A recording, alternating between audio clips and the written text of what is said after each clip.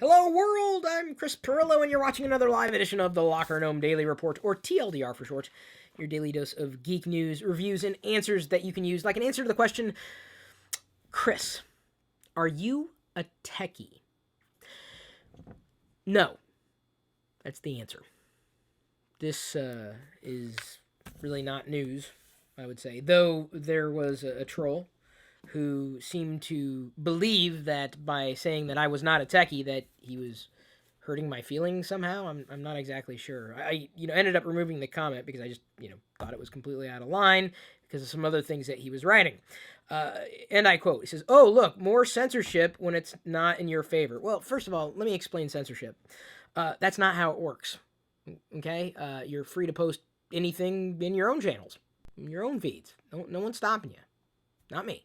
You can say what you want. He went on to say, this is why you can't gain more views and only keep the very little fan base you have left. You're not even a real techie anymore. You're more of a salesman, and now you can't even produce good content to get more views. The subs numbers don't match the view count. Think about that. Begging for views and then yelling at your fans is a joke. Donations, law, what another joke. Truth. Well, yes, it is the truth, in the sense that I'm not a techie. I don't know how else to say it. I'm not. I'm interested in technology. I'm interested in a lot of things. I like technology for what it enables. It's, to me, an enabler. It's not so much a destination, and I think a lot of people look at that the same way. You're not going to find me doing the same things other people do. Now, in terms of fans and yelling at the fans, I'd never yell at a fan. I wouldn't consider this person a fan if I'd consider him a person at all. Yeah, I'm watching statistics very closely, but I've been around on YouTube for years. God, almost as long as YouTube's been around. So I've gained subscribers over time. The problem is, over time, especially having a channel as old as it has been, and as many videos that I've done across a variety of channels, there's a lot of churn, some of which I just cannot possibly control. It's one of the reasons why when we started doing vlogs, it was refreshing. They always had the deepest amount of engagement. I never had that amount of engagement from anything that I might have done in the realm of technology or talking about technology as a topic, for the most part. And of course, there are exceptions to every rule. So it was accurate to say this, but it was also wildly inaccurate. As I said yesterday, you can't just pay attention to a single number. It's not just about one number. You got to take that number in respect and look at it in respect to other numbers that you may not be privy to accessing. So, yeah, I just found this to be a not very constructive comment at all. If I'd considered it was a comment, but I just wanted to say that I'm not a techie. Don't ever expect me to do that or be that. I don't want to be your label. I don't want to adhere to your label of what something or somebody is. Tech is just a part of my life, and I'm very happy to have it as a part of my life, as I know a lot of people are. Very, very happy about that. And to sit there and say that the content's, not any better, you're not paying attention. I think we've never done better with anything that I've ever done in video, whether we're talking about TLDR, producing it this way, or sidecasting it as a podcast. Whether we're talking about the produced CPU episodes, which I'm having a ton of fun with, whether we're talking about a new kind of video series that I'm spinning up, we talked about it earlier this week. Patrons did get a sneak peek, but it'll likely be going public possibly on Monday. A daily show and tell. And yeah, is it going to be about tech? Bits and pieces here and there, but not just about tech. Chris Pirillo is not about tech alone. Tech is just a small part. Just like tech is a small part of everybody's life. There's some bigger than others, but, we have other things that we live for, like food, entertainment, other things, dogs, our kids, maybe, our companions, I don't know.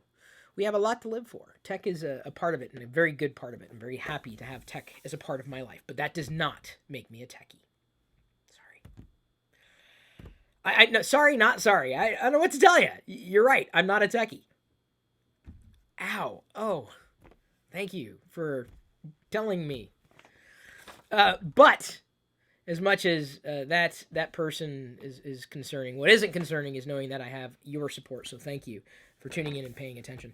I also have the support of Citrix. They've come in as another sponsor. You want to talk about something for techies and non-techies alike. Now, yes, their market is specifically for IT professionals. I'll get to that in a second, why I believe it's a product really for anybody, especially people who don't have a lot of technical know-how.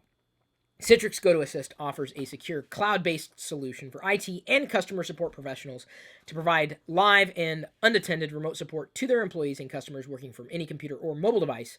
For a 30-day free trial, visit gotoassist.com. I'm a big believer in relation to software and hardware when it comes to usability, ease of use, not just UI, but UX. And Citrix's products for a number of years, specifically on OS X, and even on iOS to a large degree, very, very friendly, easy and powerful. That to me is very rare to find, especially in a tool that is as powerful as something like GoToAssist. So usually what happens is someone gets roped in to a position, and you may not have the technical know-how to be an IT professional. You just may be curious, and you may like computers, and you may know more than everybody else might in your particular company. You could use a tool like this to better support the people inside your company, or support others if you're fascinated with technology in general and you want to help other people. Instead of hurting other people, use technology to help people. Why not? So I've always liked GoToAssist, and I've always felt that it was the perfect tool, not just for a prosumer, but for a consumer person like you or me who might be fascinated with helping people with the problems that they might be having with their computer. Happy Chinese New Year, if that's something you celebrate. We found a few fun things that you might want to care about, know about, including I use chopsticks. I know how to use chopsticks. John Prosser, on the other hand, not so much. I have the lightsaber chopsticks. Those are a lot of fun. I didn't have a difficult time picking up chopsticks after a period of time. Let me see. I'm gonna. I don't have them up here. They make lightsaber chopsticks. Some of them even light up. That's kind of neat. But I think my lightsaber chopsticks are still in the package across the room. Give me a second. Let me see if I can grab them and show you. I'd show you. Oh no, they're way up high. But can I grab them? Oh crap! I'm knocking all my Vader collectibles over just for a visual. Oh, here we go. Okay, these aren't the light up ones, and they are sealed within the package, so I'm not going to open them. And they are from Japan here, but obviously Japan is not China. Chinese, the culture has the culture. The Chinese culture has certainly used chopsticks for a lot longer than I have, no doubt about it. But they make these that glow, or these don't glow. It's a lot of fun eating at the same time. It's really, I think it's quite simple. You just hold one chopstick stationary and you move the other one like that. This is all you got to do. Step 1, step 2.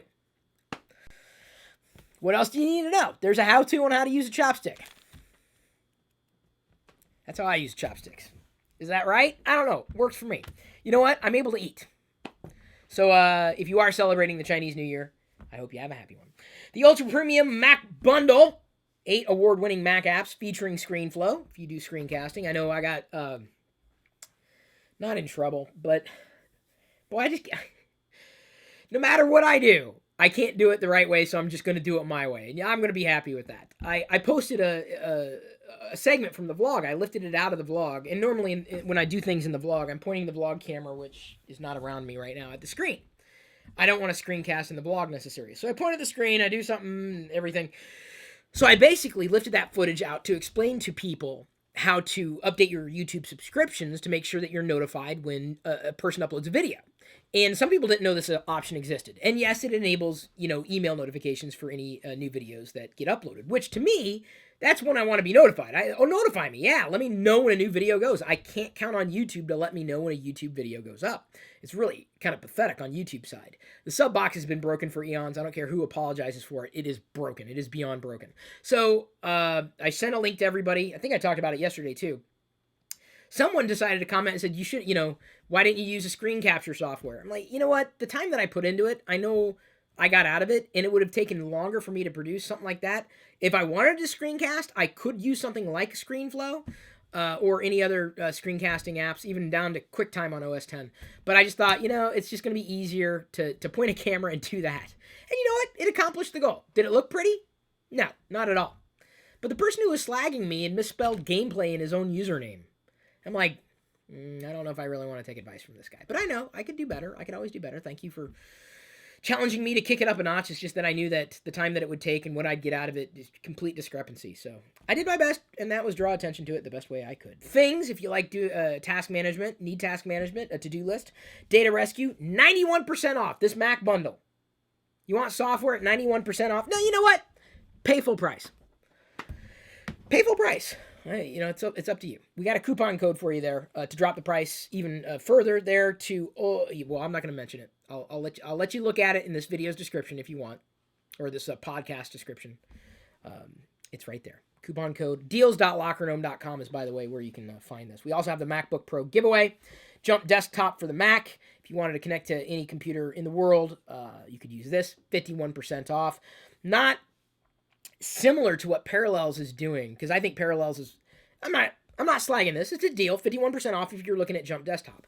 I've always appreciated the approach that Parallels has taken, whether or not they've been a sponsor, because they have been a sponsor in the past, and they may very well sponsor in the future. But Parallels has had almost a complete and comprehensive solution beyond what Jump Desktop has provided. Some people prefer Jump Desktop. There's a way for you to save 51%. So there you go. I think I've said everything I needed to say for this video, and at this point, I'm going to not let you go. I haven't said everything I needed to say. The next thing I needed to say was that the show and tell video. Okay, here's what I'm going to do. It's going to go public on Monday, but if you're paying attention to me, I'm going to put the unlisted URL in this video description or the podcast description for you to look at. I already sent it out to patrons. They got the sneak peek. Everybody else, before it goes public, you get a chance to look at this unlisted video. Let me know what you think. The style is going to be very vlog-esque. One day, I might talk about Darth Vader chopsticks that I got. Another day, I may talk about, a new battery pack that I got. Another day, I might talk about a new tool that I got. Another day, maybe, a new comic that I just read. It's a mix and match, show and tell, vlog style. Not like this. This is completely different. This is more talking head, telling you what's going on. I just got to throw it out there. There you go. A little bonus for everyone paying attention, if you care. There's an app that has really been making headlines. If you are on OS X, or what has been holding you back from using OS X is a lack of touch or tablet support, there's an app. It's called Astropad, and that'll turn your iPad into a professional graphics tablet for your Mac. And apparently the people who've used it love it. So OS X is not optimized for a touch interface at all. Like you could... what was it? The Macbook series of products. It was like unofficial hacks where they modified a MacBook to make it touch sensitive. So I wouldn't say that's the way to go. This may be a better way of going, because apparently they figured out how to lower latency, even greater than AirPlay, which to me would signal an acquisition. If they've cracked the code to making it near real-time seamless for you to be able to doodle something or to sketch something on your iPad and have it show up on OS X in near real-time, if they've cracked that code and made it better, that to me would be a target acquisition for Apple to make their technology more responsive for everybody. Huge value. If you are a graphics professional, I can see you wanting to use this. Me, not so much. I talked about that in the Surface Pro 3 review. I'm not a stylus kind of guy. Even if Apple were to release a stylus, would I try it? Sure, but until I see something that needs a stylus, it's just not. It ain't my thing. It's just not. I never really has been beyond the old days of the resistive touch screens. Ugh, horrible days. So anyway, just a fascinating product that I think could be a solution for you, especially if you do illustration or any amount of Photoshop work and you want to use a stylus with OS X. You would use this in conjunction with your iPad. Not cheap. I believe the license is $50, but as a professional, dude, you're a professional. You got to learn to pay professional prices, and that I would say be a professional price. But then again, I grew up in a time when simple software was $50. So you may have been spoiled by free apps and 99-cent apps, but some software is worth paying for, especially if you need it. Speaking of software that I think may be worth paying for, not that I say that they should pay or should charge for it, one of my favorite apps of all time, mentioned it in the Verizon video the other week, IFTTT. Their rebranding is just IF, and they've launched 3 separate applications called Do. So you've got IF, formerly IFT. If you're not using IFT, you are missing out big time, because what it'll do is it'll allow you to create recipes that enable you to create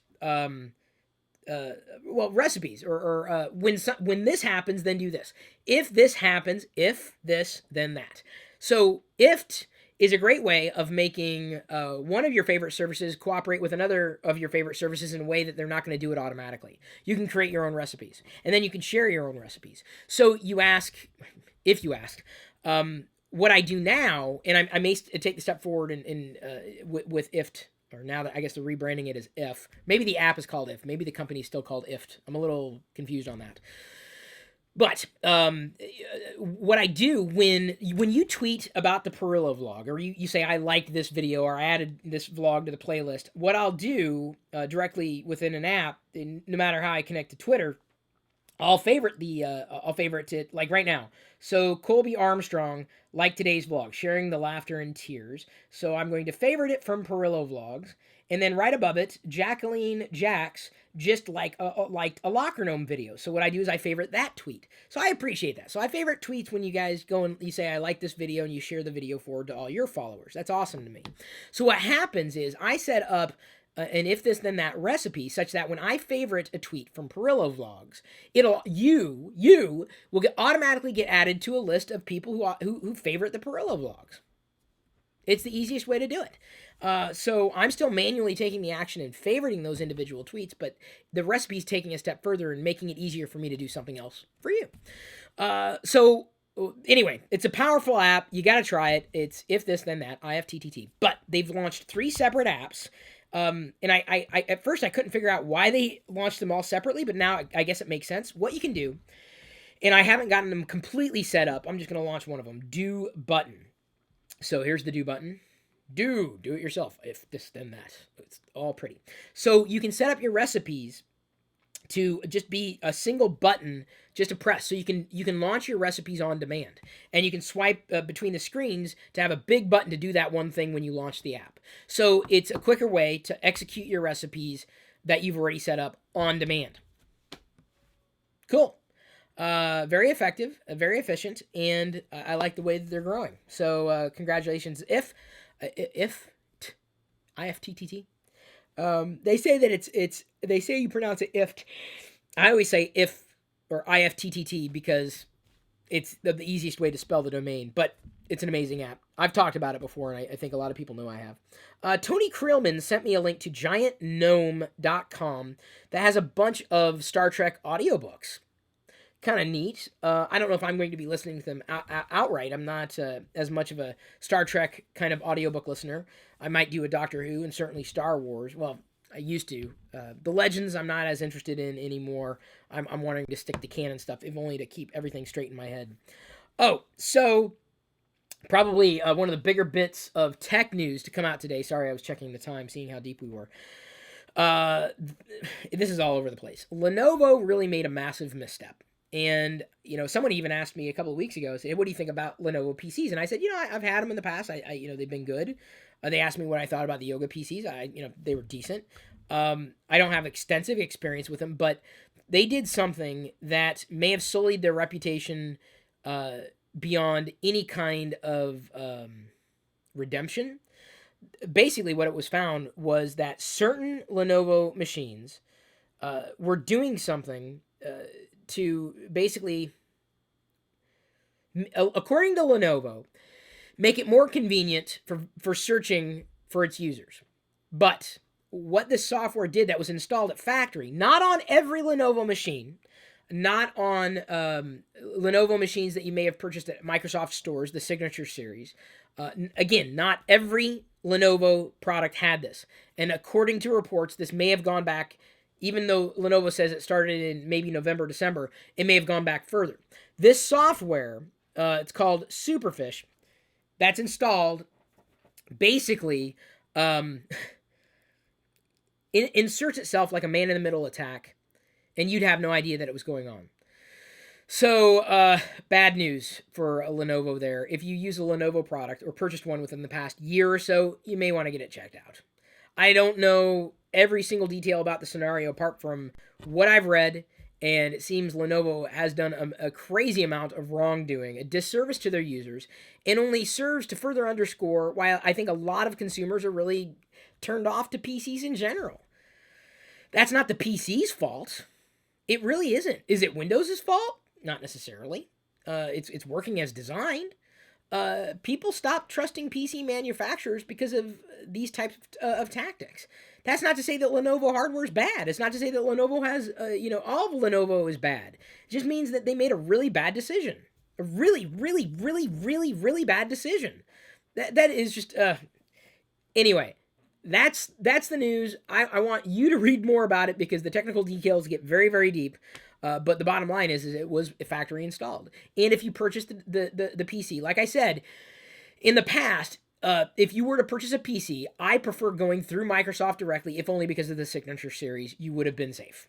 Because Signature from Microsoft, if you're not aware, basically removes any amount of the add-ons that any of these OEMs provide for their PCs. So you don't have to worry about something like this happening, or shouldn't worry about it for happening at factory. So this is not, it's not Microsoft's fault. It's not a fault in all Lenovo machines.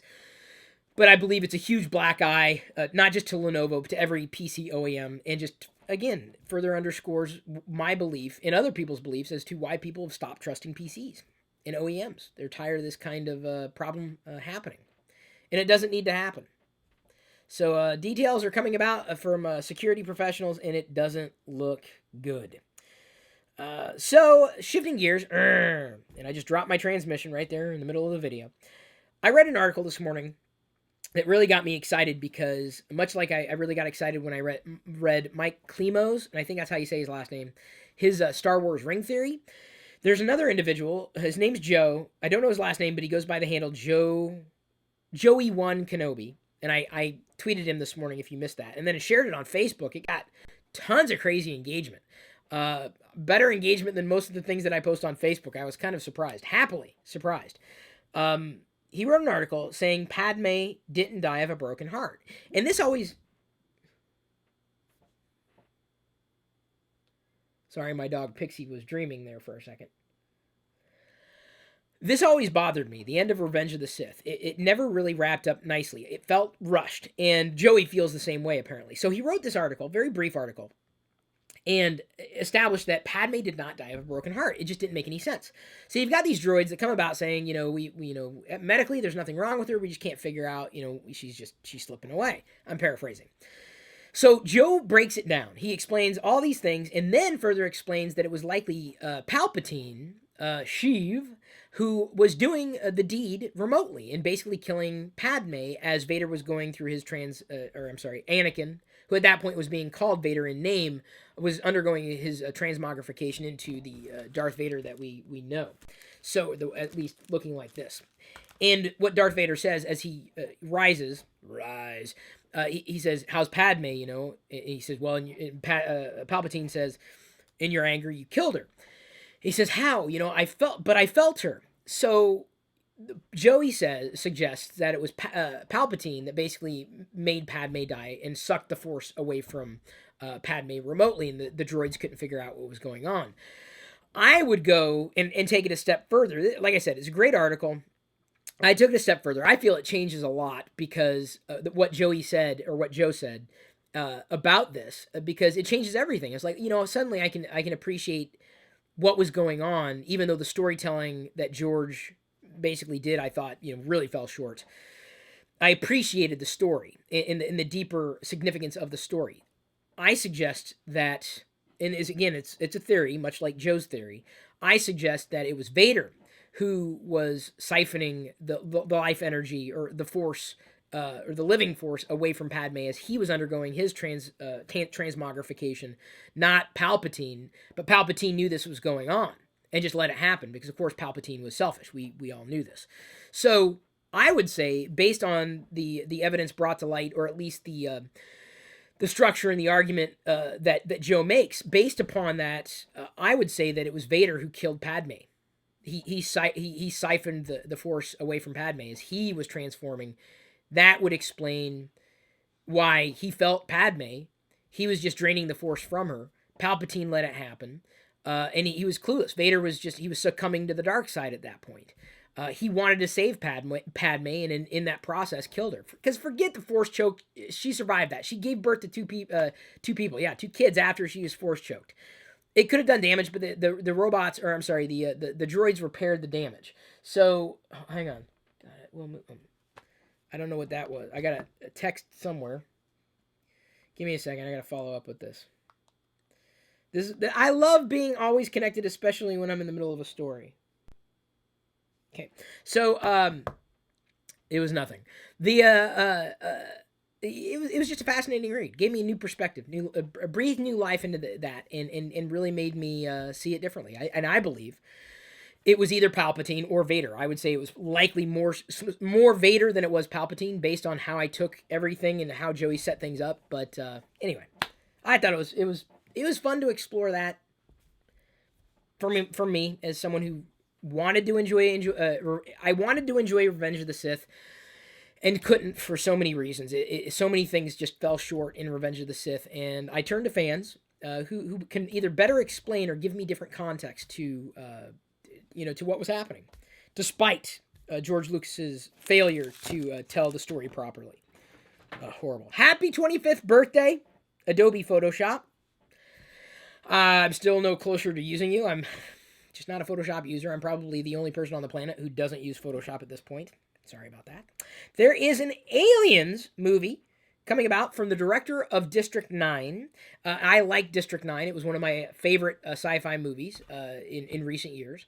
Really, really liked the storytelling there. Liked just about everything about it. I was almost hoping for a follow-up. I think a follow-up of District 9 was rumored, but that hasn't come to light. I don't know if this was going to be a reboot or continuation of the story. Alien and Aliens, that entire series never really. It wasn't my cup of tea. I like alien movies. I like sci-fi, but horror is not my genre at all. I'm not a fan of horror, and I would classify that as kind of like in between horror and sci-fi. And it's too. I've seen it. If only because okay, so now I know I've seen it, but I even saw Prometheus and enjoyed that enough. But it just the horror. Not my thing. I don't want to talk about horror. I'm not thrilled with that. But I appreciated Aliens, and maybe a different take on it may make me like it even more. But Aliens is not my thing. Alien is not my thing. I like Predator. I like Predator more than I liked Aliens.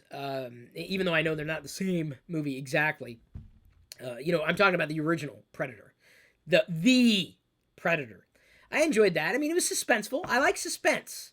But Aliens was just it was a little too much for me. I'm not blood gore, and I know there was a lot of blood and gore in Predator, but I'm just not a fan of blood and gore or horror in general, and I just thought Aliens was just too much on that side. It was too much for me. So anyway, not that you cared, but that's how I feel about Aliens. A reboot or a continuation, either way, it is coming from the director of District 9. A new Dr. Seuss book is also coming. Thank you for letting me know. Joe Blau tagged me on a tweet this morning, but I also caught it in my searching for headlines in the morning. I usually scan Twitter. He apparently wrote a lot of books and over time didn't get published necessarily because they just got lost in the shuffle. Well, they were rediscovered by his wife posthumously. And one of them is going to be published later this year, I believe this summer. What Pet Should I Get? Coming in July, with more to come. So Dr. Seuss is still going to be producing books. Kind of neat. I think that's kind of fascinating. We have a few Dr. Seuss books. I do plan on getting more as they come about. But I think my primary Dr. Seuss vehicle for reading to Jedi may very well be beyond a book, probably from the iPhone or the iPad. If only because we're going to have this on us. And I think it's like $99 to unlock 50 some odd Dr. Seuss books on iOS. I just haven't done it yet because I'm like, do I want to spend that right now? I'll wait, earn a gift card by way of go.tagjag.com/free points or go.tagjag.com/free apps. And then, convert those points into gift cards. Oh, back to Star Wars. Oh, sorry, Star Trek. Did I just confuse the two? I apologize for that. I know there's a clear difference. One is more fantasy. One is definitely more into the future and more sci-fi. A coin. You can get a Star Trek coin in Polynesia. If you are a Star Trek fan, this may be something for your collection. I don't know if I'd go that far. I don't really have any Trek collectibles, but it'd be kind of neat. They have done Star Wars coins in the past, and I have purchased them. I'm not talking about collector's coins, but actually like money with Star Wars on them. I wish the U.S. did that. They do that with postage stamps. I wish they did that with money. Maybe one day. A boy can dream. The next website I wanted to share was something that I'm thinking about doing. I know this sounds weird, but you can turn your pet into a stuffed animal. Like, okay, not exactly like this, but here we go. I did this, much like Geekanoids. Dave did this, and that's his current avatar, this bobblehead. I got, or made it on Amazon. It's me as a bobblehead, 3D printed bobblehead. This company, it's cuddleclones.com. I haven't used them, but I'm thinking about it. I'm thinking about getting Wicket and Pixie turned into stuffed animals. Not themselves. Just their likeness. Be kind of neat. Yeah. Because I know Wicket and Pixie are not going to be with me forever. I don't want to bring everybody down, but I'm thinking about it. Be kind of neat. So you can do that. You can turn your pet, anybody's pet. You could turn Wicket and Pixie into stuffed animals if you wanted to. Boy, it's too bad I couldn't sell Wicket and Pixie stuffed animals. That'd be neat. I couldn't even sell Chris Pirillo bobbleheads. I didn't even want this, and I got it. But it's kind of neat. It's little or bobble bodies. See, it doesn't have to be a bobblehead. You can have a bobble body. I like that. Microsoft OneNote gets OCR support across all platforms and handwriting recognition on the iPad if you're a OneNote fan. I'm a fan of Microsoft in doing what they're doing. Never really been a fan of OneNote. Just something for you to note. Pandora has begun testing a message service that lets artists send audio messages to fans, which is cool. I like that because I would likely follow my favorite artists. I follow They Might Be Giants and Weird Al Yankovic on YouTube and Twitter. And, constantly I'm up to date on anything that they might be posting. Love that. So, yeah, give me another chance to connect with my favorite artists. Thank you, Pandora. I appreciate that. It's neat. Who wouldn't want that? Man, if you're not following your favorite artists in every possible way, I don't know if they're your favorite artists. I really don't. Like, I'm a fan of certain music, but I don't necessarily follow them. There's very few entities that I choose to follow. Very, very few. At least as far as music goes. And I have a wide array of musical tastes. Wide. I'm a pixel art fan. I like 8-bit music. I'd say if I had to choose a favorite genre, I'd say chiptunes. In fact, I'm pulling all this stuff away from my ego shelf today. This is kind of fun. I have me in pixel art form. Hello, world. I'm Chris Pirillo. And I need to shave. But not really, because I shaved today, and you can tell, because I don't have any hair on my face. My real face. I love pixel art. Pixel art is cool. I love pixelated games. I love pixels. But don't ask me why. Maybe it's because it's square, and everything's even and stuff. You know what I mean? So, color me a fan of pixel art, and 8-bit music, and chiptunes. Okay? Are you done picturing that? Maybe I'll just launch a separate line of pixel art stuff. Would that be cool? Yeah, I think so. Someone else made this. Or wait, no, same artist actually made both of these. I paid him for it. Chris Pirillo, pixel art. See if I can do this. There you go for your screenshots. Hello, world. I'm Chris Pirillo. I can't live a day without mentioning Star Wars. Life is too short. So am I. Next bit of news. Samsung TVs. We mentioned this the other day, and I said Samsung would not be the only company guilty of this. Well, lo and behold, now other people are saying the same thing. Samsung TVs aren't the only gadgets, quote-unquote, spying on you. The list includes LG, Xbox Connect, Amazon's Echo, GM's OnStar, and more. So, FYI, if you have technology that has the here, let me put it this way. I'm going to plug in my phone here. Oh, what's going on here? Liz and John are talking. They're chatting. Stop chatting. I'm going to plug in my phone because I need to demonstrate something right now. Hey, Siri. My phone was listening to me. That's bad. That's really bad. You don't want that to happen. That's bad. Okay. Turn that off now. Well, you do want that to happen if you're saying "Hey Siri" and you have it plugged in. Oh, no, it didn't work? Technology. So, anyway, if you have a product that listens to you What do you think it's doing? Honestly, what do you think it's doing? Nobody knows. Nobody seems to know. That's likely what it's doing. It is listening to you. Just be warned. That's why I don't like anything listening to me. I don't. Siri, I don't mind so much. What's it going to do? Pull up a web search? Siri is not great. I've never liked Siri. I've tolerated Siri. Tolerated it. Hey Siri. Sorry. Okay, Google. Okay, Google. There. Now I just upset everybody. What is Amazon Echo? Isn't that oh, what's their name? What's the name for Amazon Echo? I know this. Cortana's the other one. That's Microsoft. But what's... I'm blanking on it. Anyway, sorry. I tried to trigger all you Amazon Echo users. It didn't happen. Lucky you. New announcement. Vanessa Marshall has been granted the role of giving voice to Gamora in the upcoming Guardians of the Galaxy cartoon series. I'm excited about that. I will likely be watching it, if only because I did enjoy the movie. I may even start picking up the comics, Guardians of the Galaxy. I really enjoyed it. I really enjoyed a lot about Guardians of the Galaxy. It's probably one of the first superhero-y Marvel entity, number one, movies. Number two, just characters that I really, really latched onto. I really, really liked the chemistry. It was good chemistry. So we'll see if the cartoon holds that chemistry up. But she'll be voicing Gamora.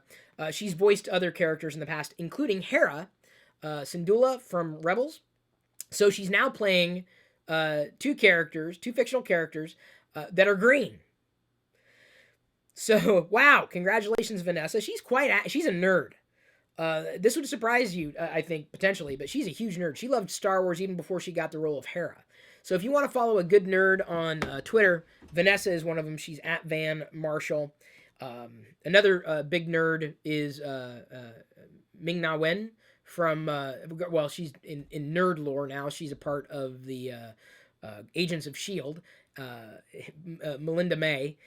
I just started watching that. I binged on it the other day, and I cannot wait for the new episode, which is in a week or two, I think. Something like that. Oh, Alexa. Thank you, Liz. Alexa was an acquisition by Amazon. Do I say, hey, Alexa? Hello, Alexa. What's going on, Alexa? Alexa this, Alexa that? I don't know. I don't know the trigger for it. But thank you, Stuart and Carlos, for mentioning that in the live stream comment thread. Last thing I was going to mention today, this may be happy news for some of you. Me, not so much. I tried getting into it, just couldn't. Regular Show is getting a movie. This was tweeted out directly by JG Quintel. I believe he's the voice of Mordecai on the cartoon, and one of the creators, or if not the creator. He tweeted directly that they're working on a movie. Within like a minute, I looked at the tweet. It had like hundreds of favorites and hundreds of retweets. I retweeted it too. I'm like, cool. So even though I'm not interested in Regular Show, you might be. I think it's kind of geeky, considering I know at least 3 nerds in my personal circles who like Regular Show. I've watched it before. I've watched what's the other one? Jake the dog. What's that one? Adventures. I know this. I can't remember. Finn? No. Jake. What? Adventure Time. I knew Adventure was a part of it. I've tried watching a few episodes, and again, I've tried. Maybe I got to give it a good run. I haven't found that one episode that'll get me hooked yet. But Regular Show is going to be a movie. Regular Show, not necessarily Adventure Time. So that's all I really had to share with you today. Thank you for paying attention. I do appreciate all of your support. I'm going to roll into the Patreon Hangout. Possibly talk about what everybody thought about our preview of the show and tell video, which you can watch as well. The link will be in this media description. Go ahead and tap on that. Tap it right now. It's good. Trust me. I'm going to have fun with everything I do, because life's too short not to have fun. When anybody tells me to grow up, what I hear in my head is them saying, be more judgmental like me. And I'm like, no thanks. That's what I hear when someone tells me to grow up. Trust me, I'm taking care of plenty of responsibilities. I can take care of responsibilities and have fun too. There's no rule against that. Not in this house. Thank you for paying attention. I do love you. I do appreciate you. But at this point, I'm going to leave you to your own devices.